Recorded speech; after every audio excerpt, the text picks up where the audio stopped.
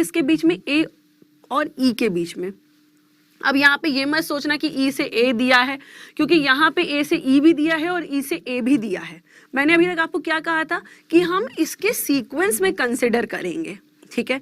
लेकिन यहाँ पे क्योंकि दोनों सीक्वेंस मौजूद है तो मैं अपना कंसिडरेशन अपने कंफर्ट जोन में लेके चलूं, और मेरा कंफर्ट जोन क्या होगा कि मैं ए से होते हुए ई तक जाऊं, और ए हमारा कहाँ पे मौजूद है, स्टार्टिंग में, ई हमारा कहाँ पे मौजूद है, एंडिंग पे, ठीक है। चलो फिर ए से ई के बीच में रिलेशन डिराइव करते हैं। सिंबल क्या आ रहा है आपके पास, हैश आ रहा है मतलब स्मॉलर, स्टार आ रहा है मतलब स्मॉलर और इक्वल, एक्सक्लेमेटरी मतलब ग्रेटर, सॉर्टेड मतलब ए से ई के बीच में ये जो साइन है ये अपोजिट हो गए, क्योंकि ये दोनों तो कंबाइन हो रहे हैं फिर भी एक डायरेक्शन में चल रहे हैं। लेकिन जैसे ही एक्सक्लेमेटरी साइन आ गया ये अपोजिट बात कर रहा है, मतलब ये ग्रेटर की बात कर रहा है। इसीलिए एक चीज हमें आगे कुछ सिंप्लीफाई करने की जरूरत ही नहीं, कुछ देखने की जरूरत नहीं, कुछ डिकोड करने की जरूरत नहीं। इसी एक मोमेंट में हमने जजमेंट ले लिया कि क्या, कि ये दो के दोनों साइन कैसे हो रहे हैं, अपोजिट हो रहे हैं। और अपोजिट होने के नाते इसके चलते यहाँ पे सिर्फ एक पॉसिबल आंसर हो सकता है ए और ई के बीच में, और वो क्या होगा, ईदर और, क्योंकि स्टेटमेंट के हिसाब से ए और ई के बीच में कोई भी रिलेशन मौजूद नहीं है। There is no relation between A and E. So let's concentrate on conclusion. Conclusion पे आते हैं। यहाँ ए से ई में हमें मिल रहा है स्टार मतलब स्मॉलर और इक्वल, ठीक है। और फिर ई से ए में मिल रहा है हैश मतलब स्मॉलर। लेकिन अगर आप इसको ए से ई में ट्रांसफॉर्म करेंगे तो ए से ई पे जाने में इस हैश का अपोजिट मतलब एक्सक्लेमेटरी साइन आ जाएगा, मतलब ग्रेटर आ जाएगा। तो आफ्टर ऑल हमें दो की तीनों बातें मिल गई, ई और ए के बीच में स्मॉल, ग्रेटर और इक्वल। सॉर्टेड है कि नहीं? देखो, स्टार का मतलब स्मॉलर और इक्वल, और हैश का अपोजिट मतलब एक्सक्लेमेटरी को कंसिडर करेंगे, एक्सक्लेमेटरी का मतलब ग्रेटर। तो हमारे पास क्लियर आंसर आ गया, इन दोनों में क्या अप्लाई हो रहा है, द आंसर इज ईदर और। सिर्फ और सिर्फ ऑब्जर्वेशन से आपको आइडिया भी नहीं है कि ये कितनी स्मार्ट स्किल है, लेकिन ये तब तक वेस्ट है जब तक आपकी कमांड इस पे नहीं बनेगी, ठीक है। चलो एक बार मैं आपको प्रॉपर स्टेटमेंट सिंप्लीफाई भी करके दिखा देती हूँ। A hash B, A is smaller than B, star C, star smaller और equal to C, exclamatory D मतलब greater than D, and dollar E मतलब ग्रेटर और इक्वल टू ई। मतलब ए से ई के बीच में साइन कैसे आ गए, अपोजिट आ गए।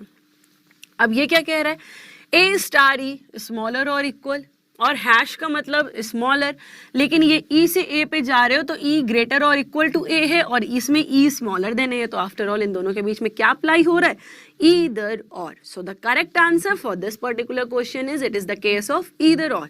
यहाँ हमारा जवाब क्या आएगा, ईदर फर्स्ट और सेकेंड इज ट्रू, दोनों में से कोई एक कंक्लूजन सही है। क्लियर है कि नहीं? अब आते हैं अगले सवाल की तरफ। Let's see the next slide and next question. अगला सवाल, अच्छा अब आप देख सकते हो स्क्रीन पे, यहाँ पे कुछ फॉर्मेशन चेंज हुई है। फॉर्मेशन क्या चेंज हुआ है, अभी तक आपको ये बहुत ही वेल मैनेज्ड वे में मिल रहा था। ए से बी एसोसिएटेड था, बी से सी था, सी से डी था, डी से ई था, लेकिन अभी ऐसा बिल्कुल नहीं है। अब आपके पास ये जो स्टेटमेंट है ये जम्बल्ड फॉर्म में है। देखो, पी से क्यू कनेक्टेड है, फिर क्यू है लास्ट सेकेंड पोजीशन पे, क्यू एक्सक्लेमेटरी आर, फिर आर हैश एस, एस फिर लास्ट में S hash R percentage S है, और फिर लास्ट में है एस हैश टी, और टी से जुड़ा स्टार यहाँ पे आपको एकदम सेंटर में मिल रहा है टी स्टार यू, मतलब ये जम्बल्ड प्लेटफॉर्म पे है। तो शायद इस सवाल से डील करने के लिए आपको पेपर पेन मोड की जरूरत पड़ेगी। अब मैं आपसे ये नहीं कहूंगी कि सिर्फ और सिर्फ ऑब्जर्वेशन से सिंप्लीफाई करो, हालांकि हो भी जाएगा, अभी भी हो जाएगा, लेकिन फिर ऐसी ऑब्जर्वेशन स्किल का क्या फायदा है कि अगर ऑब्जर्वेशन करने में ज्यादा समय लग रहा हो और पेपर पेन से कम समय लग रहा हो। और अगर इसको आप सिर्फ और सिर्फ ऑब्जर्वेशन से सिंप्लीफाई करना चाहेंगे तो डेफिनेटली पेपर पेन मोड से ज्यादा समय लग जाएगा। क्यों? क्योंकि ये प्रॉपर कनेक्टेड नहीं है, तो वो कनेक्ट करके सीक्वेंस दिमाग में आपको रखना पड़ेगा, स्टोर करना पड़ेगा, और ये थोड़ा सा कॉम्प्लिकेटेड काम है। अगर आप कमांड बना सकते हो then definitely you can go for that.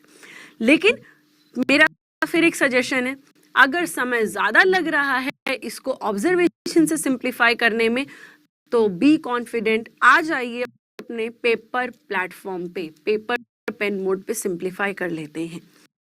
तो मैं सबसे पहले ये चाहूंगी कि आप वीडियो को एक बार पॉज कर दो और एक बार इस सवाल को पहले खुद अटेम्प्ट करो और देखो कि अगर पेन चलाना भी पड़ रहा है तो कितना चलाना पड़ रहा है, ज्यादा कंसिडर करना पड़ रहा है क्या?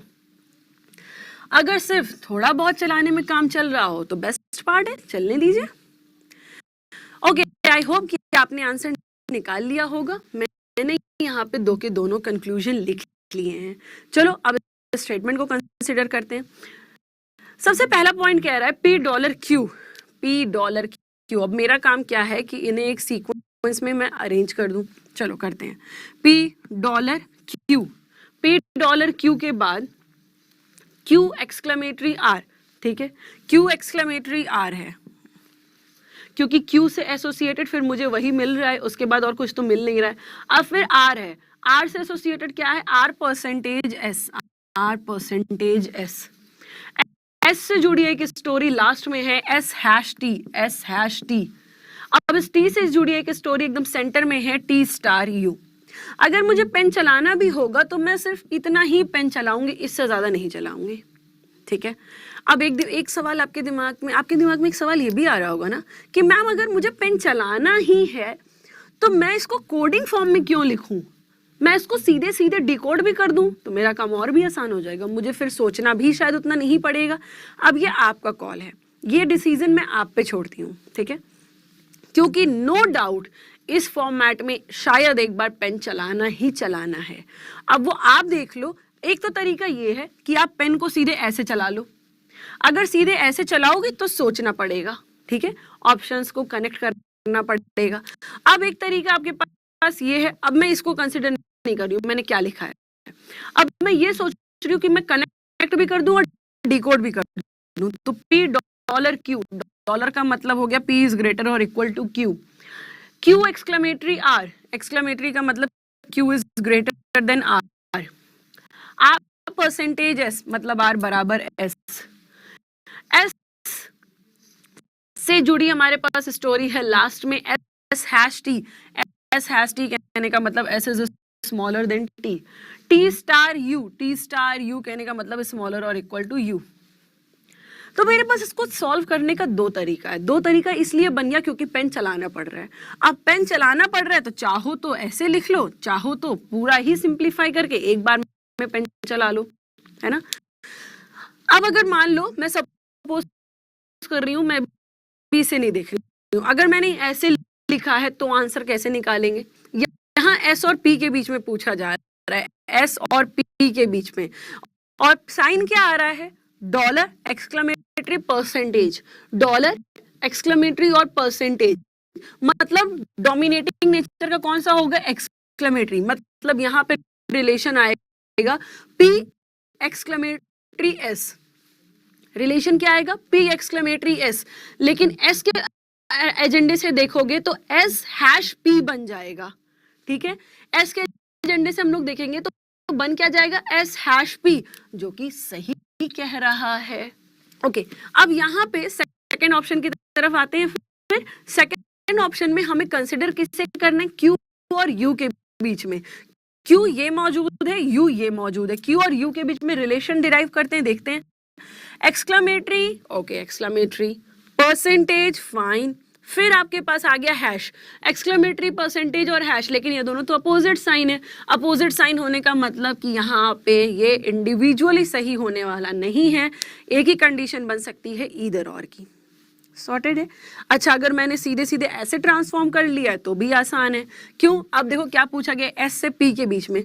S से P के बीच में रिलेशन क्या आ रहा है? S is smaller then P।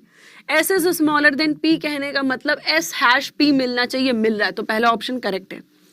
दूसरा देखते हैं, Q और U के बीच में रिलेशन, Q और U के बीच में, लेकिन साइन अपोजिट है तो इस स्टार को डिकोड करने की जरूरत ही नहीं है जब साइन अपोजिट है। तो सेकंड कंक्लूजन डेफिनेटली गलत हो चुका है। क्लियर है? एंड आई गेस कि आप सबका भी सेम यही आंसर आ रहा होगा। और अब आप समझ पाए हैं कि इस तरीके के सवालों से डील करना तो करना कैसे है, ठीक है। ये भी कोई टफ टास्क नहीं है, लेकिन हाँ, इसमें आपको एक बार पेन चलानी पड़ेगी ना सीक्वेंस में लाने के लिए, ठीक है। आते हैं अगले सवाल की तरफ। Let's see the next one. अगला सवाल आपकी स्क्रीन पे आ चुका है। अब मैं चाहूंगी कि सबसे पहले आप इस वीडियो को पॉज करके एक बार खुद इसे अटेम्प्ट करिएगा। अब आप देख सकते हो ये भी जम्बल्ड फॉर्म में ए से जी है, और फिर अच्छा एक ट्रेजेडी देखो, ए से जी है लेकिन ए और जी से कनेक्टेड कहीं और कुछ मिल ही नहीं रहा है। मिल किससे रहा है फिर?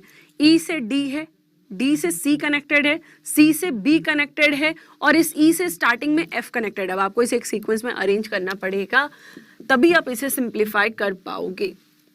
सो वीडियो को पॉज करके एक अटेम्प्ट जरूर करिए इसको। पहले आप खुद सिंप्लीफाई करो, फिर मैं सिंप्लीफाई करती हूँ। एंड आई होप आपने आंसर निकाल लिया है, आपके पास एक सोल्यूशन आ चुका है। ठीक है, चलिए मेरी बारी है, अब मैं सिंप्लीफाई करती हूँ इस सवाल को। सबसे पहला काम, मैं स्टेटमेंट को सिंगल लाइन में ट्रांसफॉर्म करूंगी। ए और जी को देख के ये पता चल रहा है कि ये ए और जी किसी से कनेक्ट नहीं हो पा रहे हैं, तो मेरा टारगेट बेसिकली यहाँ ई से इनिशिएट होगा, ई हैश डी, ई हैश डी। ठीक है, अब ये मैंने सबसे पहले वाले को लिख लिया ई हैश डी। अब इसी ई से कनेक्टेड एक स्टोरी और मिल रही है एकदम लास्ट में, जो कि कह रही है एफ स्टार ई। चलो एफ स्टार ई यहाँ पे प्लेस कर दिया।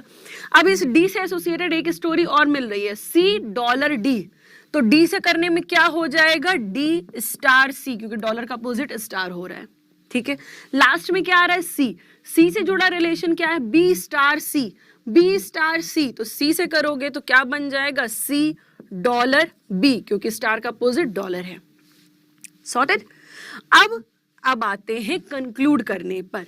सबसे पहला रिलेशन पूछ रहा है ए हैश सी, लेकिन अभी हमने देखा कि ये जो ए और जी हैं ये इनमें से किसी से भी कनेक्ट नहीं हो रहे हैं, तो अगर आप ए हैश सी बोल रहे हो तो कोई रिलेशन ही नहीं आने वाला। There is no relation between A and सी।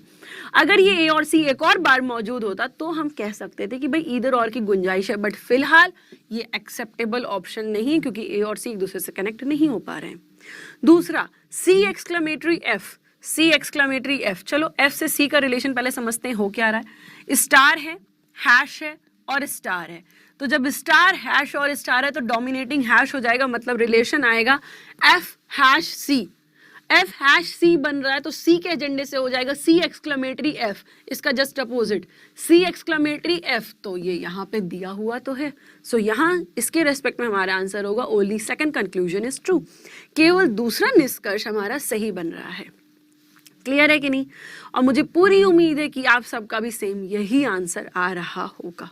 चलो एक काम करते हैं, स्टेप बाय स्टेप भी सिंप्लीफाई कर लेते हैं। ए हैश जी, लेकिन ए और जी किसी से कनेक्ट ही नहीं हो रहे, इसलिए मैं उसे कंसिडर ही नहीं कर रही हूँ। तो ई हैश डी, ई हैश मतलब E is smaller then D, और एकदम स्टार्टिंग में लिखा है एफ स्टार ई, मतलब एफ इज स्मॉलर और इक्वल टू ई।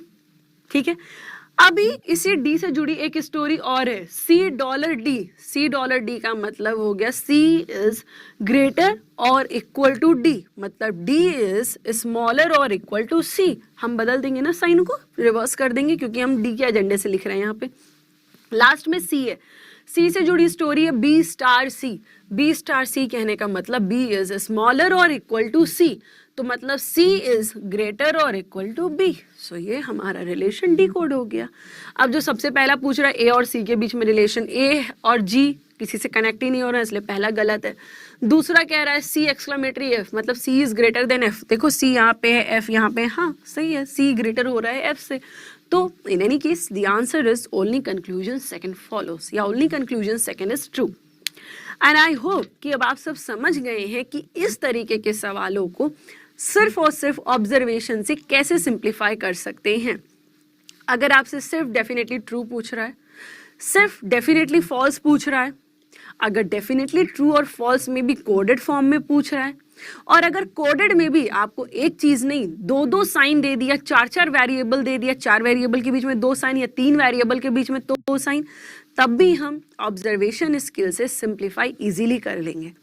अब चाहे वो इस ट्रैक पे ऐसा दे दे, स्टेटमेंट को हमें एक सीक्वेंस में अरेंज करके दे दे, तो भी हम सिंप्लीफाई कर लेंगे सिर्फ और सिर्फ ऑब्जर्वेशन से। लेकिन फर्क कब पड़ेगा? जब ये हमारे एक प्रॉपर फॉर्मेट में अरेंज नहीं होंगे, तब आपको एक बार यहाँ पे पेन चलाने की जरूरत पड़ेगी। और पेन चलाएंगे किसे? बस इसे एक सीक्वेंस में लाने के लिए, सिर्फ एक सीक्वेंस में अरेंज करने के लिए हमें पेन चलाना होगा। जहां इतना काम हमने कर दिया, बस एक ही बार पेन चलाने के बाद हमें दोबारा कंसिडर नहीं करना पड़ेगा, अब हम इजीली सिंप्लीफाई कर लेंगे। ठीक है, तो आई होप अब आप समझ गए हैं और कॉन्फिडेंट हो गए होंगे कि सिर्फ देखने भर से, सिर्फ ऑब्जर्वेशन से इनइक्वालिटी को कैसे सिंप्लीफाई कर सकते हैं, और वो भी variety of questions, multiple set में भी हम कैसे डील कर लेंगे। लेकिन एक चीज का हमेशा ध्यान रखिएगा, क्या सारा एफर्ट अधूरा रह जाना है अगर आप प्रैक्टिस नहीं करेंगे। तो यहाँ पे सबसे ज़रूरी बात एक ये भी है, इसे अपनी प्रैक्टिस में मेंटेन रखिएगा, ट्राई करते रहिएगा। अगर आपने सेट सिंप्लीफाई करना या मॉक टेस्ट सिंप्लीफाई करना छोड़ दिया, हैबिट चली गई, डिस्कनेक्ट हो गए उससे आप, तो इस पे दोबारा लौट पाना, फिर इसी एक चीज़ को कमांड बना पाना, इसी ऑब्जर्वेशन स्किल पे थोड़ा सा मुश्किल काम हो जाएगा। तो फ्लो में बने रहना बहुत बहुत ज़्यादा ज़रूरी है। ओके, एंड आई होप आप मेरे सजेशन ज़रूर मानेंगे और आप मेरी बात समझ भी गए हैं कि प्रैक्टिस बहुत नेसेसरी है।